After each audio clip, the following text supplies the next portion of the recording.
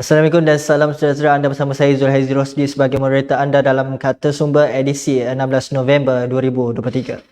Akta lompat parti yang dilaksana bermula 5 Oktober 2022 dianggap masih lagi cacar merba dan pelaksanaan sebagai akta yang lebih ketat tidak dapat dilaksanakan kerana mendapat tentangan daripada Perikatan Nasional ketika proses penggubalannya. Namun tindakan yang dilakukan pemimpin PN itu memakan diri apabila 4 ahli parlimen mereka bertindak menyokong PMX dan Kerajaan Perpaduan. Keputusan yang dibuat ahli parlimen pembangkang ini mengingatkan kita kepada peristiwa langkah Sheraton yang berlaku pada 2020 apabila sekumpulan parlimen berpakat dan membentuk kerajaan baru selepas mendakwa memiliki majoriti di Dewan Rakyat. Peristiwa itu telah pun menjadi pencetus kepada kelahiran Akta Lompat Parti.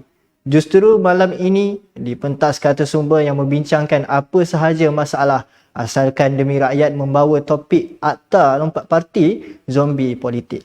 Malam ini kita tampilkan panel kita iaitu Datuk Lokman Nur Adam yang merupakan pengarah komunikasi UMNO, tetapi buat masa kini dia ada sedikit masalah teknikal, jadi dia akan bersama kita sebentar sahaja lagi. Tapi tidak mengapa, kita malam ini ada lagi seorang panel yang kami tampilkan khas iaitu Profesor Dr. Muhammad Azizuddin Muhammad Sani, seorang Profesor Politik dan Hubungan Antarabangsa UUM. Apa khabar Doktor? Khabar baik, Alhamdulillah. Terima kasih kepada Prof kerana sudi bersama kami pada malam ini untuk turut serta dalam Kata Sumber edisi 16 November. Baik, sebelum itu kepada penonton dan juga pelayar yang dihormati dimohon like, share dan subscribe semua akaun media sosial kami di Sumber Kini. Negara tanpa akta anti lompat parti akan menjadi lebih huru-hara seperti tergantungnya parlimen selepas pilihan raya ke-15 PRU 15. Namun begitu kelompongan akta anti lompat parti berlaku disebabkan sikap tidak tetap pendirian pemimpin Perikatan Nasional PN yang akhirnya memakan diri sendiri. Pandangan Profesor terlebih dahulu, adakah kerajaan perlu menarik balik penguatkuasaan pindaan perlembagaan iaitu pindaan nombor 3 2022 Akta A1663 yang melarang Dewan Rakyat bertukar parti atau Akta Anti Lompat Parti yang dikuatkuasakan mulai 5 Oktober 2022. Silakan Profesor Azizuddin. Terima kasih kerana menjemput saya untuk berbicara tentang topik Akta Anti Lompat Parti ini. Pertamanya saya rasa negara tidak perlu untuk menarik balik sebenarnya akta ni, sebab akta ni telah jelas menunjukkan ianya berkesan untuk memastikan bahawa tidak berlakunya seperti mana kita alami sebelum ini, yang mana berlakunya pertukaran kerajaan sebanyak 3 kali. Jadi dalam konteks ini berlakunya langkah Sheraton sebelum tu dan menjadikan keadaan tidak stabil dalam negara kerana perubahan kerajaan tersebut lah. Jadi kalau dalam konteks sekarang ni, kalau kita lihat bahawa keadaan sebenarnya dari segi politik kita stabil, tidak berlaku perubahan kerajaan yang sebenarnya berlaku dulu, dan banyak juga dikata kita boleh sebenarnya menyatakan keadaan yang berlaku itu kerana faktor adanya Akta Lompat Parti ni yang menghalang ahli-ahli parlimen untuk bertukar parti sesuka hati. Jadi saya rasa dalam konteks itu kita tidak perlulah untuk meminda ataupun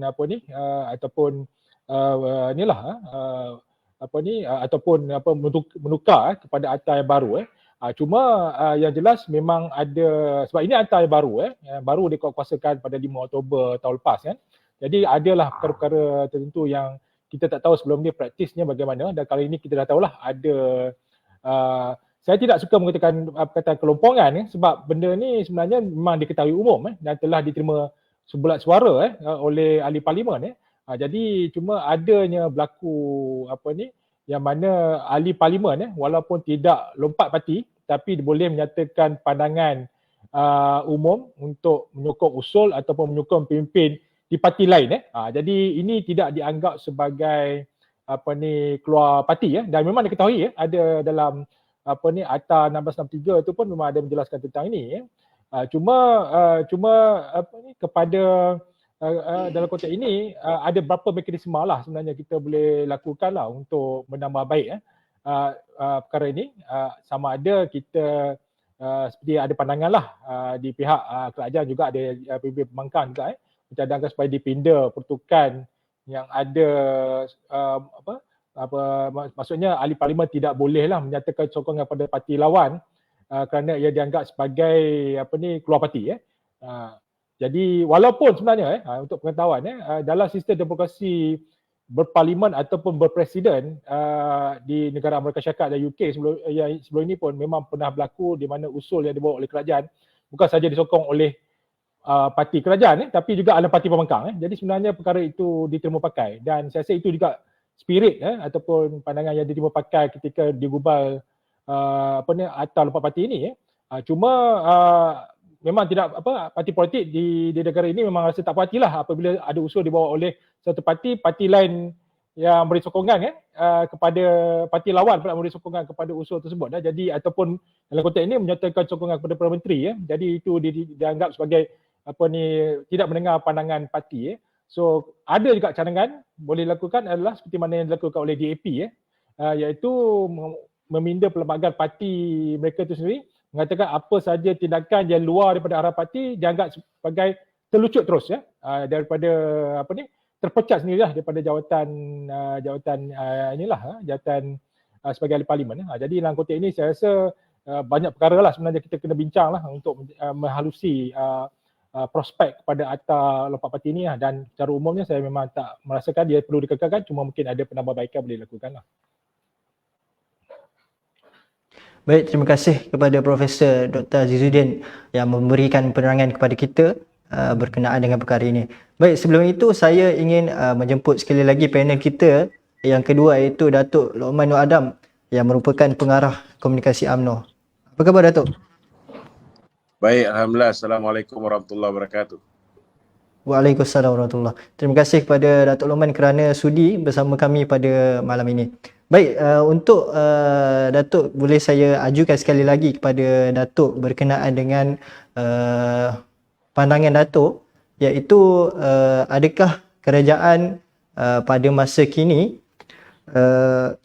perlu menarik balik penguatkuasaan perlembagaan pindaan 2022 Akta 1663 yang mana melarang ahli Dewan Rakyat bertukar parti atau akta anti lompat parti yang dikuatkuasakan mulai 5 Oktober 2022. Apa pandangan Datuk Lokman terhadap akta ini? Silakan Datuk. Pertama sekali saya merasakan bahawa akta ni sebenarnya sudah berjaya.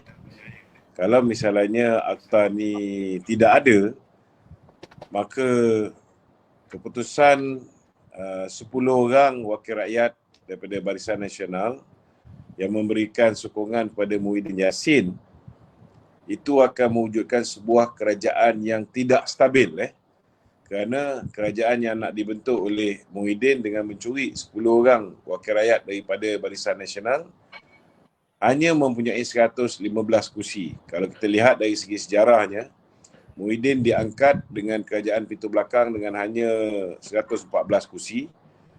Beliau gagal, akhirnya beliau dijatuhkan oleh 8 orang ahli parlimen BN yang telah memaksa beliau meletakkan jawatan sebagai Perdana Menteri dan diserahkan kepada Datuk Seri Ismail Sabri. Datuk Seri Ismail Sabri pun dalam keadaan dia mewarisi kerajaan yang memilih dia pun 114 orang. Dia pun tak stabil. Dia kena tunduk dengan desakan-desakan daripada dalam MAN parti yang mahukan supaya pilihan raya diadakan segera. So bagi saya, Akta Anti Lompat Parti ini telah berjaya mewujudkan satu kerajaan yang stabil. Yang hari ini wujud lebih daripada 2/3 majoriti. kerana adanya Akta Anti Lompat Parti di mana ahli parlimen tidak boleh sesuka hati melompat parti.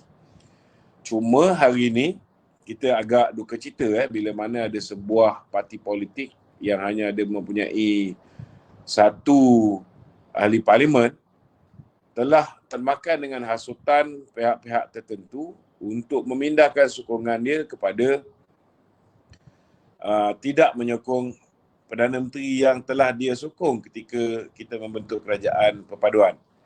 Dan ini telah menyebabkan bahawa wujudnya tindakan yang sama seperti mana yang dibuat oleh Syed Saddiq itu dilakukan oleh ahli parlimen daripada Perikatan Nasional.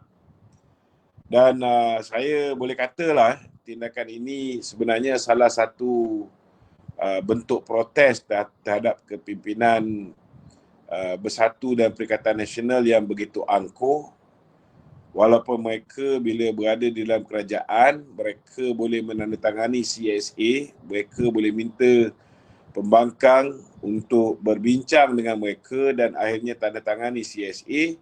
Tetapi bila diminta oleh PMX untuk mereka berbincang dengan TPM2, Datuk Seri Fazilah, mereka enggan. Bila mereka enggan, saya nak beritahu ni, bukan semua orang bersetuju bila mana pembangkang enggan untuk menandatangani perjanjian ataupun berunding pun dia enggan dengan kerajaan.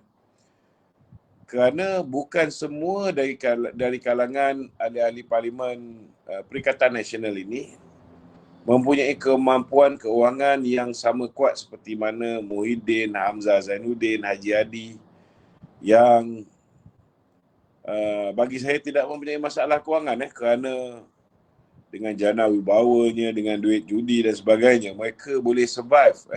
Tetapi tak semua 74 orang ahli parlimen daripada Bersatu itu dan juga PAS mempunyai kemampuan yang sama. Dan tindakan mereka tidak mau berunding dianggap sebagai mementingkan diri sendiri ataupun selfish. Dan inilah yang saya rasa yang mendorong 4 orang ahli parlimen daripada Perikatan Nasional ini untuk memindahkan sokongan kepada PMX bagi mendapatkan peruntukan untuk kawasan parlimen masing-masing. Ya. Baik, terima kasih kepada Datuk Loman atas pendekatan yang diberikan seperti tadi. Pada 12 Oktober lalu, Ahli Parlimen Kuala Kangsar, Datuk Iskandar Zulkarnain Abdul Khalid menyatakan sokongan kepada Perdana Menteri Datuk Seri Anwar Ibrahim setelah meneliti rintihan berterusan pengundi dan menitik beratkan keperluan mendesak. Tindakan itu turut diikuti Ahli Parlimen Labuan Datuk Dr. Suhaili Abdul Rahman sebelum menyaksikan Ahli Parlimen Gong Musang Muhammad Azizi Abdul Naim dan Ahli Parlimen Jeli Zahari Kecim mengisytiharkan sokongan terhadap Anwar pada Rabu. Pandangan Profesor Azizuddin, adakah fenomena lompat parti ini sebagai tindakan yang sah atau tidak sah dalam konteks demokrasi? Silakan Prof. Ya, saya rasa pertama saya nak betulkan dia sebenarnya mereka tak lompat parti mereka masih dalam parti yang sama cuma mereka mengatakan sokongan kepada kerajaan yang ada sekarang lah, terutamanya kepimpinan Datuk Seri Anwar Ibrahim lah dan tindakan mereka itu sebenarnya tidak dianggap sebagai keluar parti dalam konteks Akta 1663 lah jadi itu kena jelas dulu tapi dalam konteks kenapa mereka melakukan tindakan mereka menyatakan sokongan kepada Datuk Seri Anwar Ibrahim ini mungkin ada faktor dinamik dalam parti politik Bersatu sendiri yang mana kita tahu mungkin ada sikap tidak puas hati lah dengan ada beberapa keputusan yang dibuat oleh kepimpinan khususnya seperti yang disebut tadi oleh Datuk Lokman lah mereka tidak mau berunding dengan pihak kerajaan perpaduan dalam konteks mungkinlah adakan perjanjian atau sama ada MOU ataupun MOA dengan antara pembangkang dan kerajaan perpaduan jadi matlamatnya sebenarnya untuk membentukkan kerajaan yang stabil jadi dan Datuk Seri Anwar Ibrahim pun dalam beberapa sesi termasuk di Parlimen juga menyatakan beliau akan meluluskan peruntukan kepada ahli Parlimen, tapi kena berunding dan dari kata putuslah yang terbaik seperti mana yang beliau lakukan CSA dengan Perdana Menteri sebelum ni Datuk Seri Ismail Sabri tapi hasrat itu tidak tertunai bila tidak tertunai sebab pihak pembangkang Perikatan Nasional mengambil keputusan untuk tidak mahu bekerjasama dengan tidak mahu berunding sekalipun dengan Kerajaan Berpedoa. Jadi atas faktor itu ada ahli parlimen yang kecewa di kalangan pembangkang yang mengambil tindakan yang berdasarkan apa kita fikirkan tadilah mereka boleh mengambil tindakan untuk menyatakan sokongan dan dengan harapan mungkin mereka juga akan diberi bantuan secara langsung atau tidak langsung kepada mereka khususnya dalam usaha mentadbir kawasan mereka yang mana ada tuntutan di pihak kawasan parlimen yang mungkin mereka tidak boleh tunaikan, jadi perlukan kerjasama yang lebih akrab dengan pihak kerajaan perpaduan jadi saya rasa ini faktor memang difikirkan mungkin akan berlaku sebelum ni sebab dalam draft asal pun kita dah tahu perkara ini mungkin akan berbangkit tapi telah berlaku jadi saya rasa ini terpulanglah kepada ahli parlimen melihat konteks ini apa yang harus dilakukan sama ada ini ada melibatkan undang-undang itu sendirilah perlu ditambah baik atau tidak cuma bagi saya atas spirit demokrasi saya rasa seharusnya boleh diteruskan dibenarkan tapi kalau ada melibatkan keadaan yang mungkin kemudian hari tidak stabil jadi mungkin saya rasa boleh dilakukan penambahbaikan terhadap peruntukan yang sebegitu cuma seperti sebut awal tadi dia banyak mekanisme boleh dilakukan untuk memastikan undang-undang tu jadi lebih baik dan boleh dilaksanakan dengan lebih teratur so saya rasa dalam konteks ini permasalahan yang wujud adalah dalam konteks parti pembangkang sajalah jadi belum lagi timbul di pihak kerajaan dan yang penting adalah sebenarnya ATA ni jelas dapat mewujudkan kerajaan yang kita lihat hari ini stabil dan ini saya rasa sebanyak telah meyakinkan pelbagai pihak khususnya pelabur asing misalnya malah pelabur domestik juga terhadap keadaan kestabilan dalam negara ini yang membolehkan kita boleh beri tumpuan fokus untuk memajukan. Maksudnya bila politik stabil, kita boleh fokuskan kepada hal-hal lain seperti sosioekonomi misalnya untuk membangunkan negara Jadi saya rasa itu pandangan saya berkenaan dengan konteks ATA Lompat Parti kali ini Baik, terima kasih kepada Profesor Azizuddin atas pandangan yang diberikan sebentar tadi. Hasrat mewujudkan Akta Anti Lompat Parti pernah menjadi tajuk perbincangan dunia politik negara seawal 1978 lagi. Namun Akta Anti Lompat Parti ini dilihat janggal apabila ahli parlimen pihak pembangkang menyatakan sokongan kepada kerajaan namun ia tidak membawa kesan kepada kedudukan kerusi mereka. Jadi adakah Akta Anti Lompat Parti ini perlu diperhalusi semula dan ditambah baik melalui pindaan-pindaan tertentu? Bagaimana Datuk Lokman melihat kepada perkara ini? Silakan Datuk. Akta ni dibentangkan. Saya masih ingat lagi Datuk Seri Wan Junaidi bila dia membentangkan perkara ni. Salah satu perkara yang nak dimasukkan ialah termasuk seseorang ahli parlimen yang bertindak ataupun mengambil keputusan yang bercanggah dengan apa yang telah ditetapkan oleh ketua whip parti masing-masing. Itu juga boleh menyebabkan kerusi mereka kosong. Saya nak beritahu kalau misalnya cadangan daripada Datuk Seri Wan Junaidi ni tidak dibantah oleh Menteri-Menteri Perikatan Nasional yang saya yakin mereka ni sebenarnya ada niat untuk menarik ahli-ahli parlimen daripada parti lain untuk menyokong mereka untuk membentuk kerajaan. Kalau mereka tak ada niat untuk berbuat demikian dan tidak membantah cadangan untuk memasukkan sekali sekiranya seorang ahli parlimen membuat keputusan bercanggah dengan keputusan ketua whip parti masing-masing, kursi dia akan kosong. Saya rasa hari ini ahli parlimen yang 4 orang ni pun tak boleh melompat parti ataupun tak boleh memindahkan sokongan. Bukan melompat parti tidak boleh memindahkan sokongan. So bagi saya penambahbaikan perlu dibuat. Penambahbaikan perlu dibuat.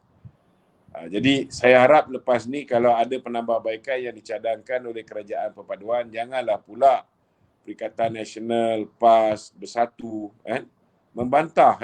Jangan bantah. Benda yang baik kita nak elakkan daripada budaya lompat parti ni berterusan, sepatutnya tidak dibantah. Dan kena ingat, yang menjadi katalis kepada usaha memindahkan sokongan selepas wujudnya Akta Lompat Parti ni pun Perikatan Nasional juga. Dia mencuri 10 orang ahli parlimen kita. Satu hal, dia memujuk Syed Saddiq untuk menarik sokongan terhadap Datuk Seri Anwar juga. Kita pun tahu di belakangnya ialah Tun Dr. Mahathir, dan Tun Dr. Mahathir bersama dengan Perikatan Nasional hari ini. So, saya haraplah supaya penambahbaikan segera dapat dilakukan supaya budaya memindahkan sokongan ini dapat kita hentikan.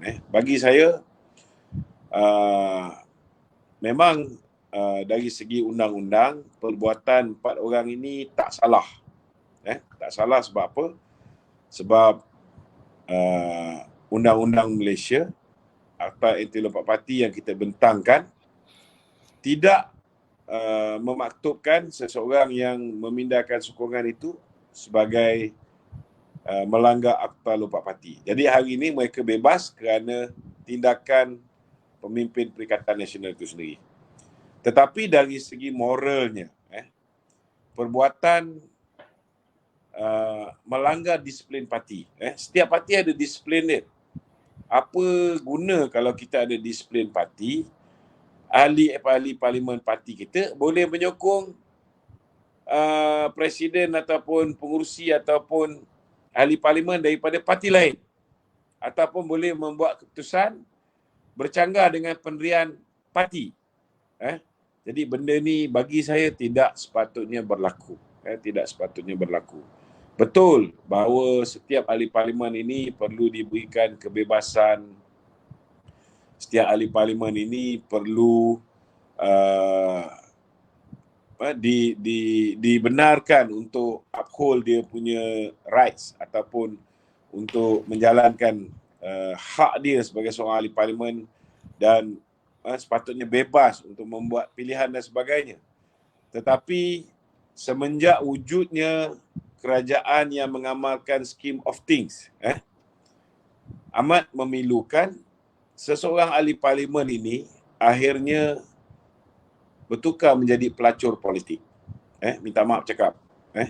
Mereka bertukar menjadi pelacur politik apabila mereka diugut, apabila mereka ditawarkan dengan jawatan, apabila mereka diancam dan sebagainya, kan? Jadi kita tak nak benda ni berlaku lagi. Cukuplah trademark sebagai pengamal scheme of things itu berakhir di zaman pemerintahan Tan Sri Muhyiddin Yassin. Saya harap pemerintahan selepas itu tidak mengamalkan budaya politik yang tidak sihat ini. Dan walaupun kita tahu ahli-ahli parlimen yang 4 orang ini berhak untuk memindahkan sokongan dia kerana kekecewaan mereka terhadap kepimpinan Tan Sri Muhyiddin, terhadap Hamzah Zainuddin yang enggan untuk berunding dengan kerajaan bagi memastikan bahawa rakyat dapat terus dibela dengan peruntukan yang disalurkan kepada ahli-ahli parlimen. Namun saya berpendirian bahawa setiap ahli parti perlu setia dengan partinya. Perlu setia dengan partinya, perlu berpegang teguh pada pendirian majoriti ahli parti dia. Contohnya, kalau misalnya ahli parti dia tu membuat keputusan secara konsensus bahawa kita kena tolak Akta Anti Lompat Parti, maka sepatutnya setelah konsensus diambil, semua ahli parlimen, tak kiralah dia setuju ke dia tak setuju ke, dia kena ikut keputusan majoriti. Itulah sepatutnya yang berlaku. Itu pun semangat Akta Anti Lompat Parti. Bila kita nak membentuk kerajaan, dengan parti mana kita nak bentuk kerajaan untuk membentuk sebuah kerajaan perpaduan ni, ianya bukan bergantung kepada keputusan individu. Ianya bergantung kepada keputusan parti, dan akhirnya ketua parti membuat keputusan secara en bloc bagi pihak semua orang. Sama jugalah. Ianya juga sepatutnya berlaku bila mana kita membawa sebarang usul ke parlimen. Ahli parlimen BN perlu mengikut keputusan konsensus di kalangan pemimpin BN ataupun keputusan majoriti di kalangan pemimpin BN. Ahli parlimen daripada Bersatu, PN, PAS, dia kena ikut keputusan Perikatan Nasional. Begitu juga dengan parti-parti lain. Okey. Baik, terima kasih kepada Datuk Lokman Adam atas pencerahan yang diberikan sebentar tadi. Melihat kepada peralihan sokongan ahli parlimen pembangkang kepada Perdana Menteri, adakah amalan peralihan kuasa ini boleh merosakkan ataupun mempengaruhi integriti sistem politik dan kepercayaan awam terhadap wakil rakyat? Bagaimana Profesor melihat kepada perkara ini? Silakan Prof. Ya, seperti yang dijelaskan tadi oleh juga Datuk Lokman, memang dari segi legalnya tak ada isu, dari segi undang-undangnya memang tidak ada halangan untuk mereka menyatakan sokongan kepada menteri, dan sokongan tu bukanlah maksud mereka melompat parti ke menyertai kerajaan, tapi mungkin bagi saya lah, pandangan saya, mungkin akan ada usul-usul daripada kerajaan sekarang ni akan mereka bagi sokongan kerana atas faktor mereka hilang percaya dengan parti mereka, tapi mereka tidak boleh keluar sebab mereka tahu apa repercussion ataupun kesan kalau mereka keluar parti, meletak jawatan, maksudnya mereka terlucutlah juga jawatan mereka sebagai ahli parlimen, jadi mereka memutuskan untuk kekal parti dan menyatakan sokongan di parlimen, dan seperti saya jelaskan tadi lah dalam konteks dari segi moralnya memang dianggap sebagai hilang integriti lah, atau atas dalam konteks memberi sokongan tersebut kepada parti lawan. Tapi balik pada persoalan bila bercakap tentang demokrasi, sebab itu patut utama yang penting. Kita sebuah negara yang demokratik, jadi walaupun demokrasi sebagai asas kita, dan kita tahu demokrasi akan membantu negara kita lebih stabil, tapi membuktikan sebelum ini bahawa apabila kita beri kebebasan sepenuhnya kepada ahli parlimen untuk tentukan, walaupun mereka mewakili satu parti, misalnya Barisan Nasional sebagainya, tapi mereka boleh bertukar-tukar parti lain, lompat ke parti ini, parti itu, dan kalau dalam usul di parlimen juga menyokong usul parti lawan sebagainya, saya rasa akan menjadikan keadaan yang tidak stabil. Jadi demokrasi yang asasnya diterima untuk menstabilkan negara jadi tidak stabil. Jadi ini antara langkah yang dilihat sebenarnya mengikat jugalah ahli parlimen untuk mereka tidak secara bebas menyatakan sokongan terhadap satu parti politik atau sebagainya, walaupun kita dalam sejarah kita pernah berlaku dalam pengundian yang mana ada parti lawan, parti pembangkang mengambil keputusan untuk abstain ataupun berkecuali dalam pengundian. Jadi walaupun arahan parti kata kena menolak sokongan, so maksudnya ada presiden sebelum ni pernah berlaku bahawa ada kebebasan itu diberikan.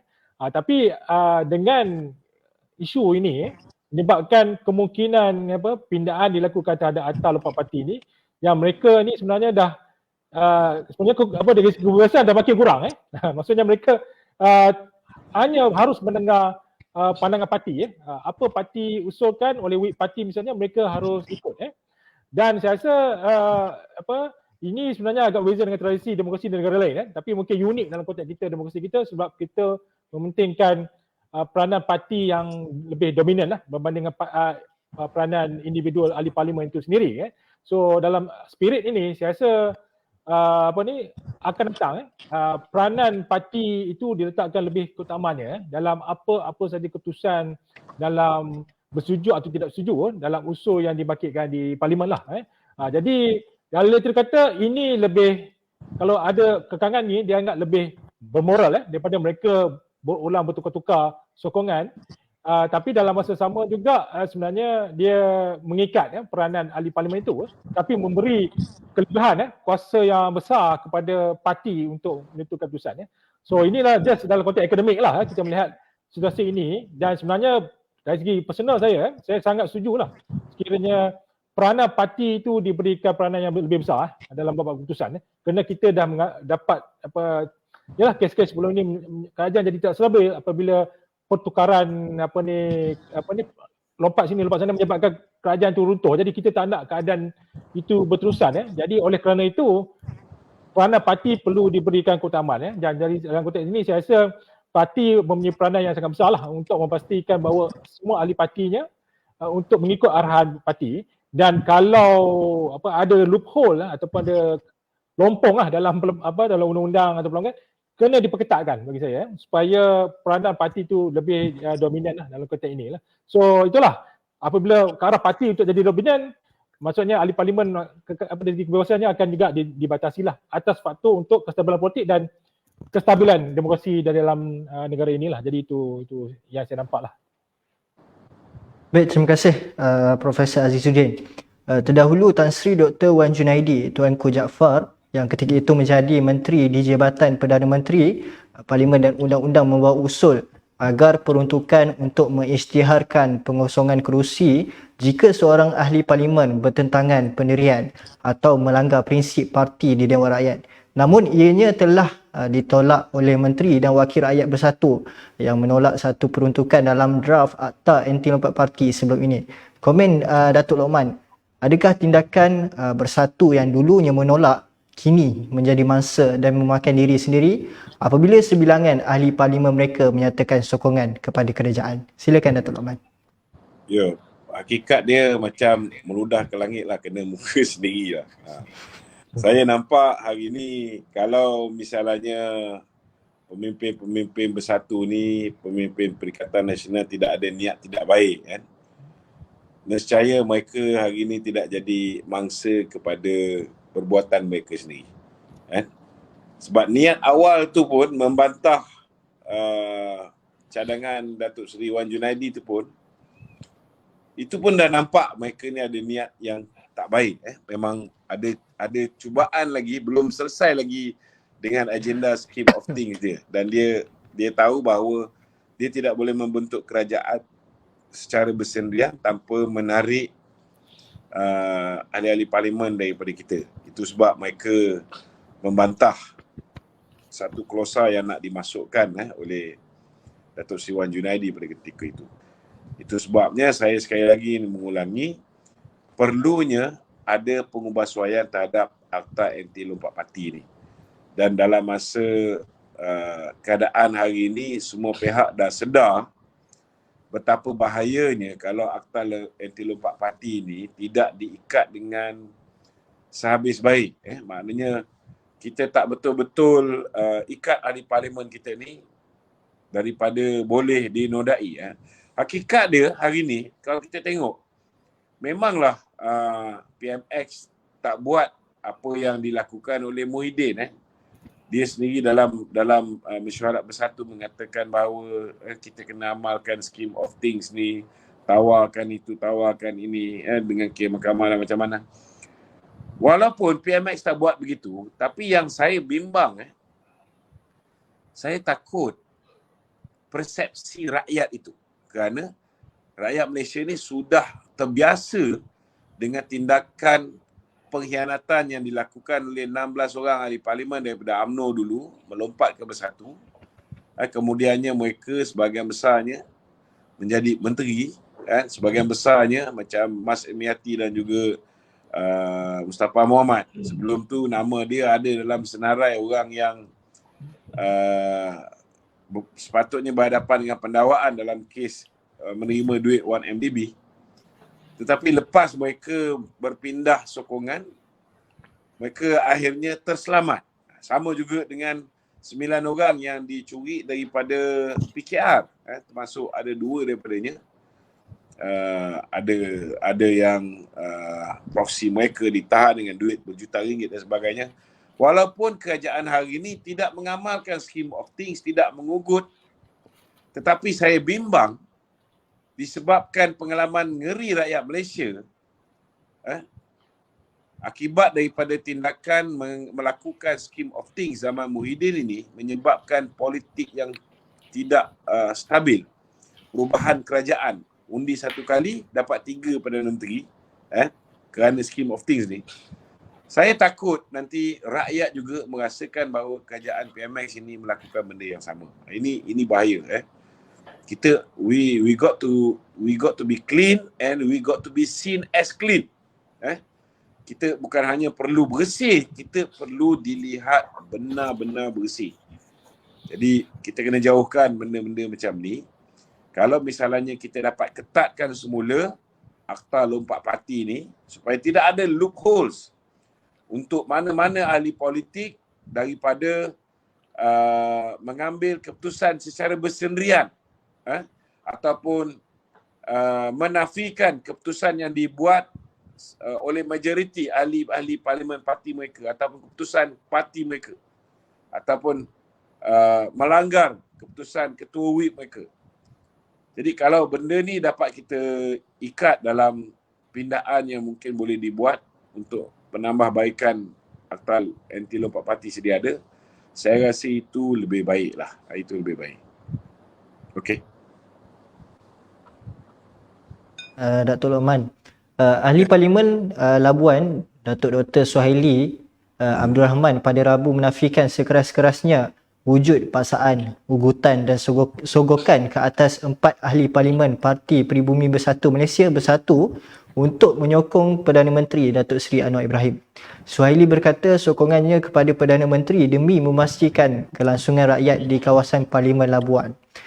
Pandangan Profesor Azizuddin, adakah keputusan yang dibuat oleh 4 ahli parlimen bersatu ini atas dasar kerelaan sendiri atau adakah mereka sudah pun hilang kepercayaan terhadap kepimpinan bersatu? Silakan Profesor.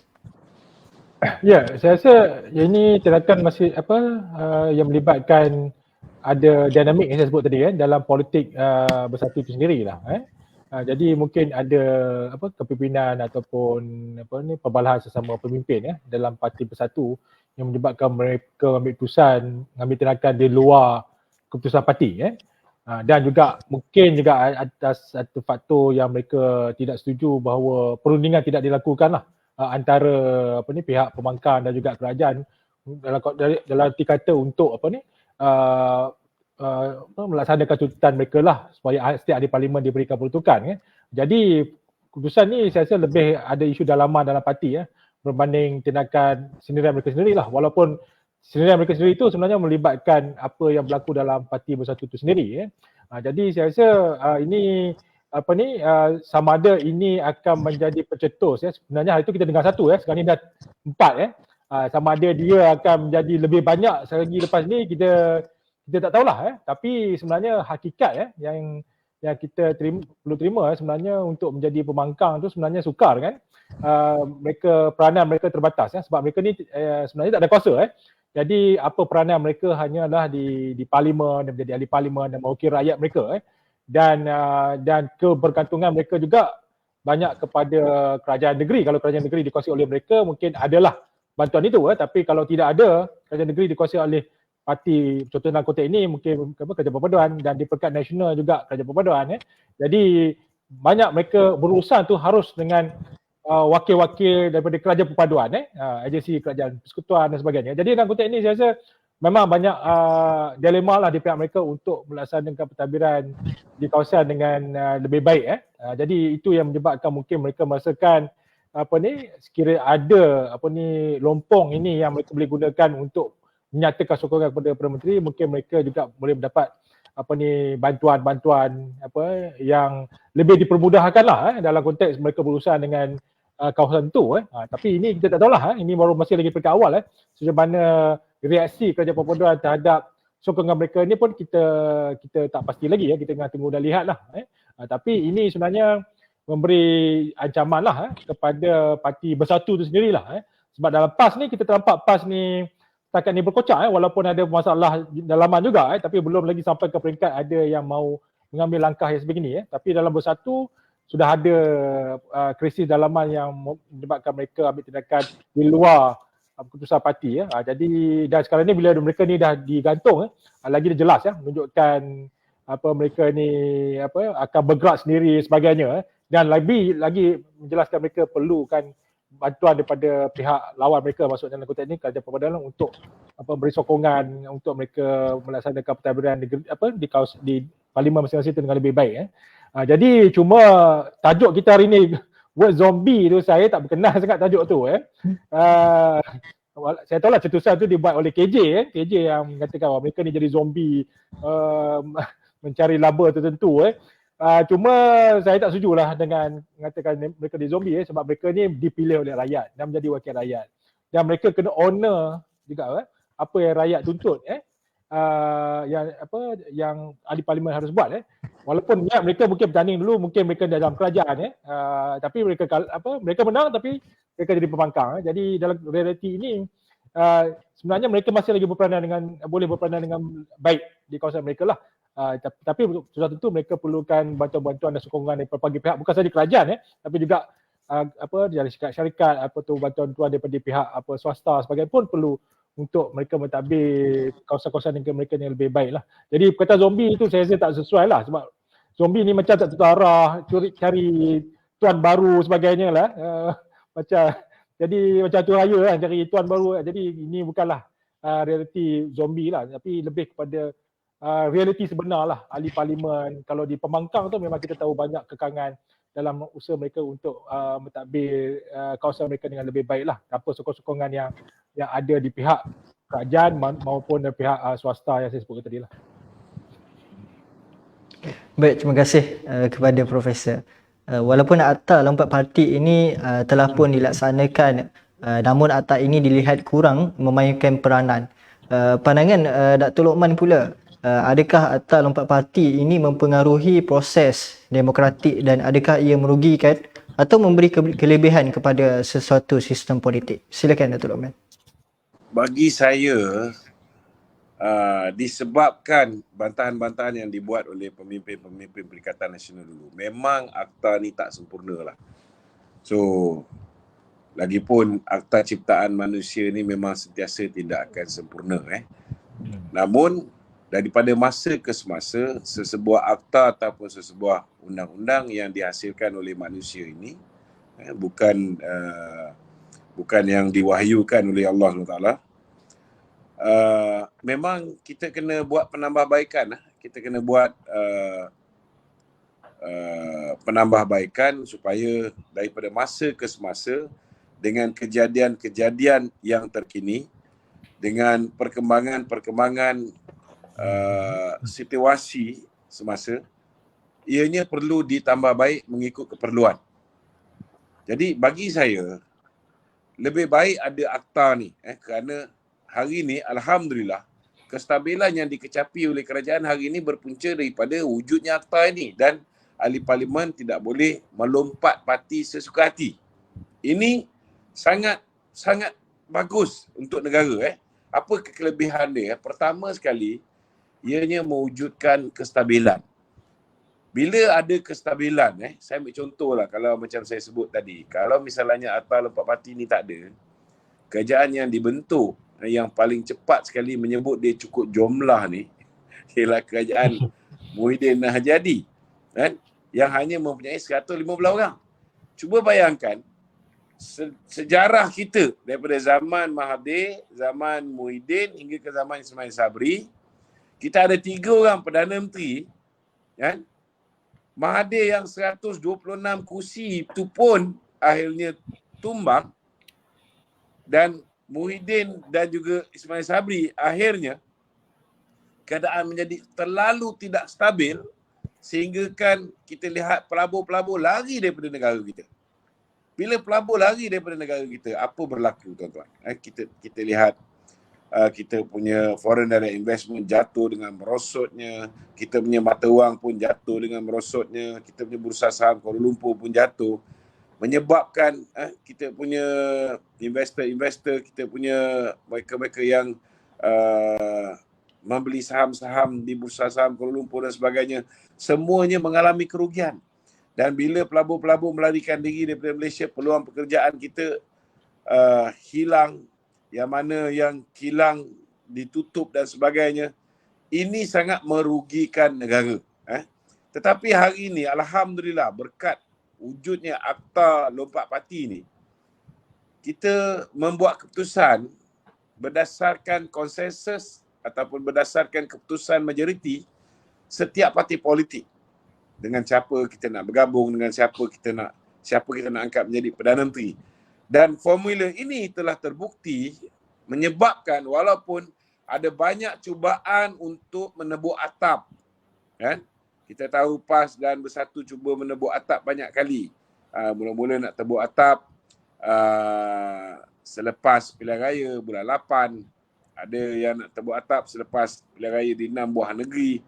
Lepas menang hanya 3, walaupun dia kata dia nak dapatkan 6-0, dia nak kalahkan kerajaan perpaduan di semua 6 buah negeri ni.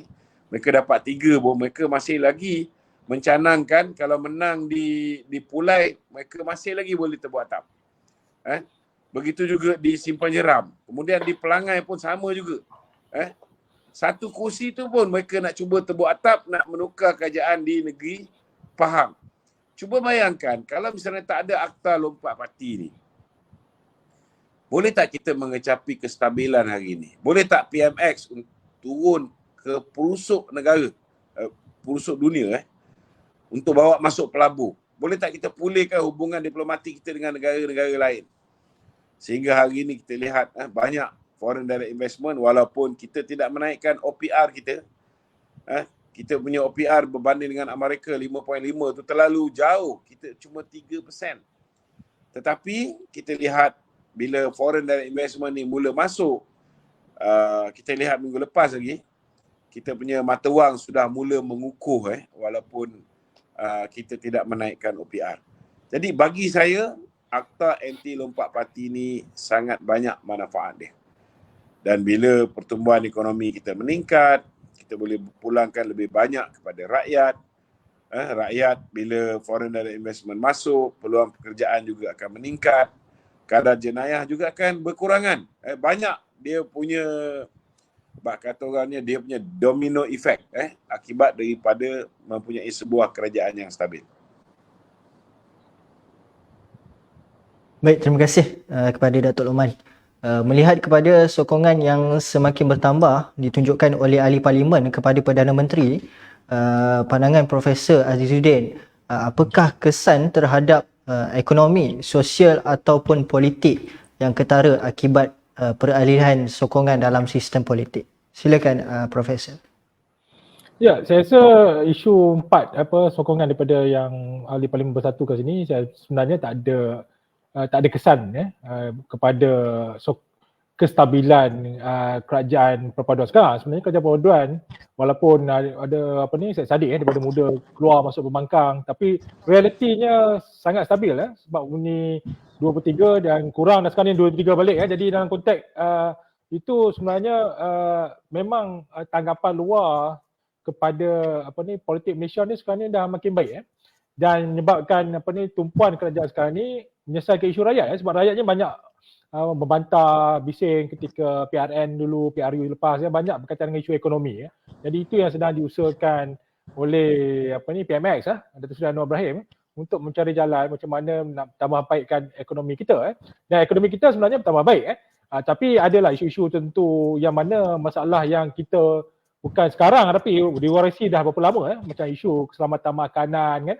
yang mana kita dah tahu dah isu ni masa zaman Pak Lah lagi dah diperdebatkan isu ni tapi tak selesai sampai sekarang dan sekarang ni perlu diselesaikan dan ekonomi dunia tak stabil, kena perang di Israel Palestin, di Ukraine sebagainya juga beri kesan pada kita dan ini hambatan-hambatan yang kita perlu selesaikan tapi kalau kita masih lagi berbalah hal politik keadaan tak stabil, macam mana kita nak selesaikan hal ekonomi yang mendesak ni jadi itu yang saya rasa dalam konteks sekarang politik kita sangat stabil dan tumpuan sekarang harus diberikan kepada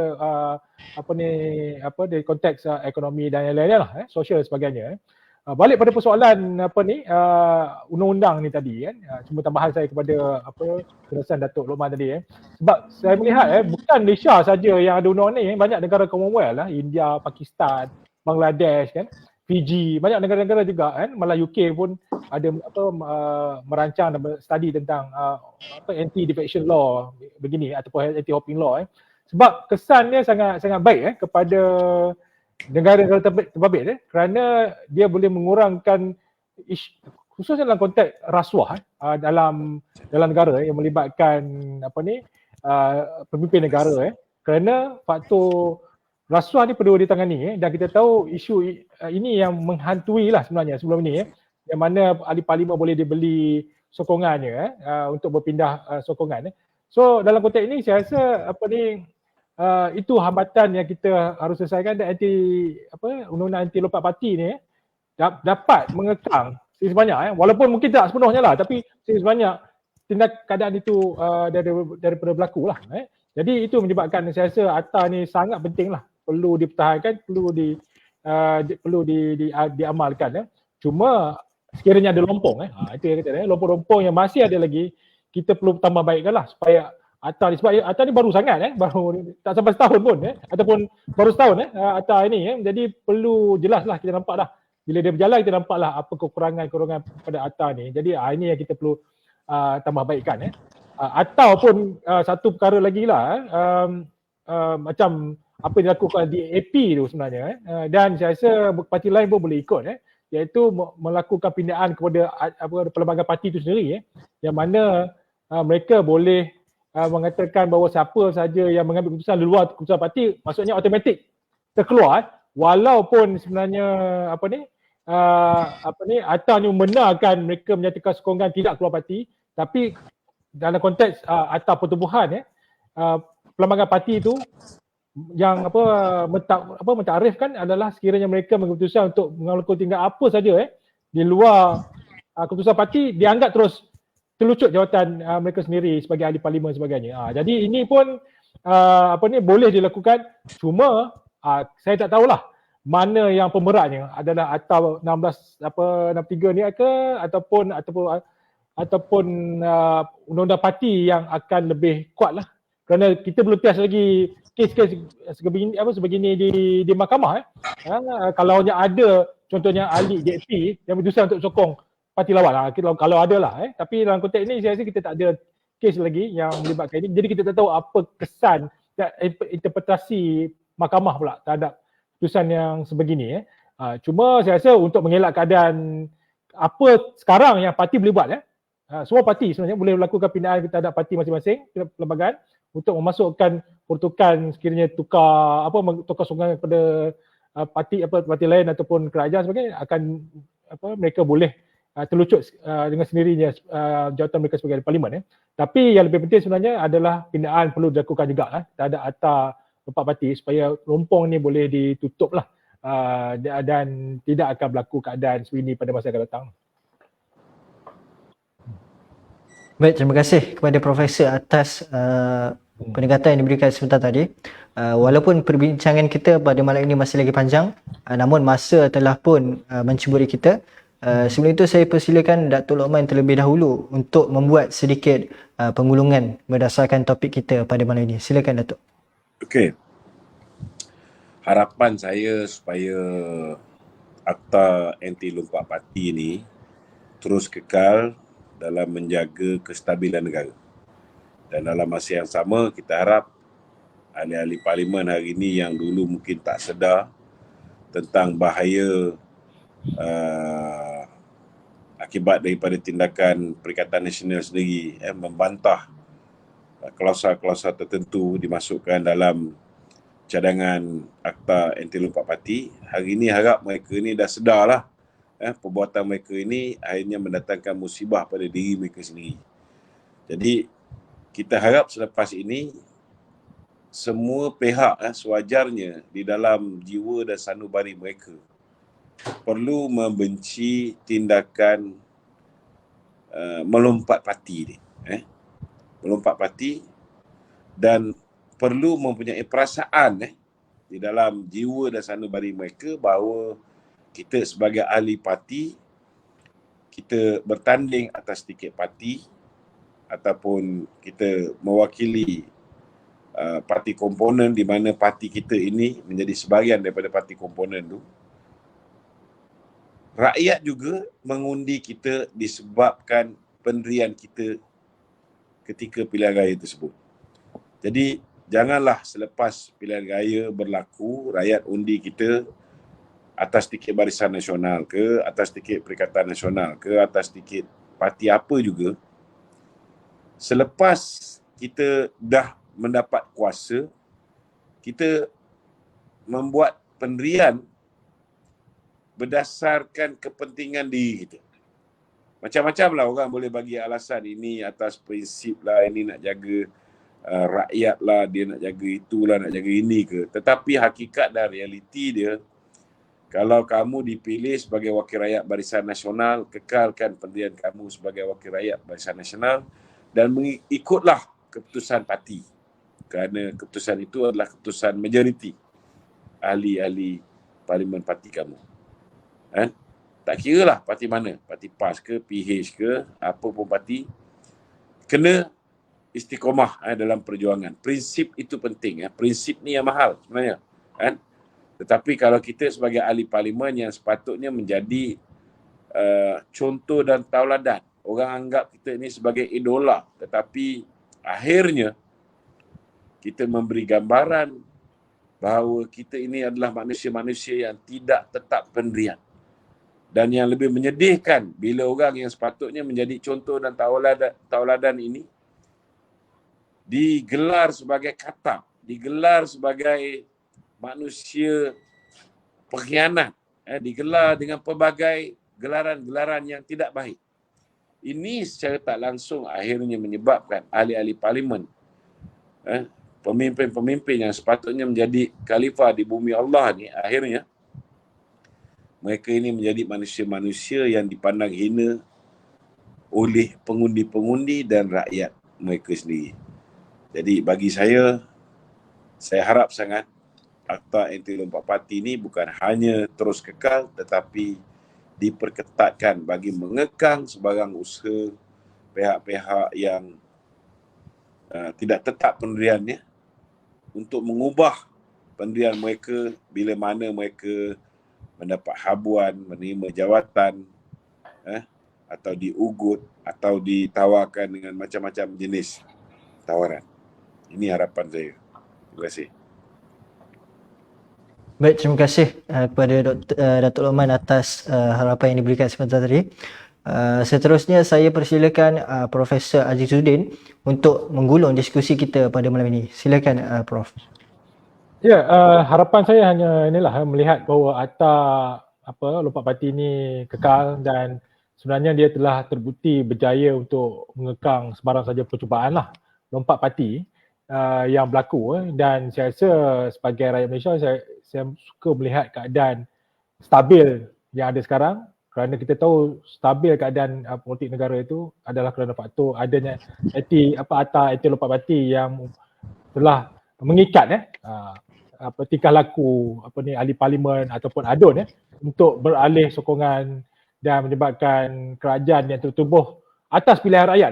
Yang itu yang paling penting. Mandat rakyat tu diberikan untuk parti apa? Untuk memerintah. Jadi dalam konteks ini, ahli parlimen ataupun ADUN tu telah dipilih oleh rakyat. Dan biasanya dalam pemilihan juga bukanlah semuanya atas faktor calon tersebut. Tapi adalah kerana faktor parti yang diwakili oleh calon tersebut. Jadi mereka memilih parti. Tapi kalau ada ahli parlimen dah menang, tukar, itu saya rasa dia bukan sahaja melanggar ataupun tidak mengikut parti yang dia wakili sebelum ni, malah dia juga orang kata seolah-olah menghina lah mandat rakyat yang rakyat telah berikan ketika pilihan raya itu. Jadi mandat rakyat tu yang perlu dikukuhkan. Dan adanya Akta Lompat Parti ini sebenarnya kerana mandat rakyat tu, sebab rakyat mahukan kerajaan yang mereka pilih yang jadi kerajaan lah, parti yang mereka pilih menjadi kerajaan sama ada peringkat negara ataupun negeri. Tapi sebaliknya berlaku. Jadi itu yang saya rasa rakyat pun dah fed up lah dengan keadaan ini, dan itu yang menyebabkan dukungan yang agak kuat lah untuk diadakan Atta Lompat Parti ni lah. Jadi saya rasa itu kesimpulan lah yang saya boleh buat untuk kekal ke Atta ni, dan sebarang saja atau mungkin kekurangan mungkin boleh ditambah baikkan ya. Jadi itu masih dalam ruang lingkup demokrasi dan peraturan perlembagaan yang kita boleh terima dan amalkan supaya keadaan negara menjadi lebih stabil lah pada masa akan datang. Baik, terima kasih kepada Profesor atas penggulungan sebentar tadi. Terima kasih juga saya ucapkan kepada penonton kerana sudi menonton Kata Sumber pada malam ini. Saya harap program kita pada malam ini akan memberi input serta penerangan berkenaan isu kepada para penonton semua. Suka saya ingatkan sekali lagi kepada anda, jangan lupa like, share, follow dan subscribe Sumber Kini untuk mendapatkan info yang menarik dan berita terkini. Setakat ini sahaja perkongsian kita untuk malam ini. Kita jumpa lagi minggu hadapan dengan topik yang lebih menarik di hari dan waktu yang sama. Saya Zulhaizi Rosdi. Assalamualaikum dan selamat malam.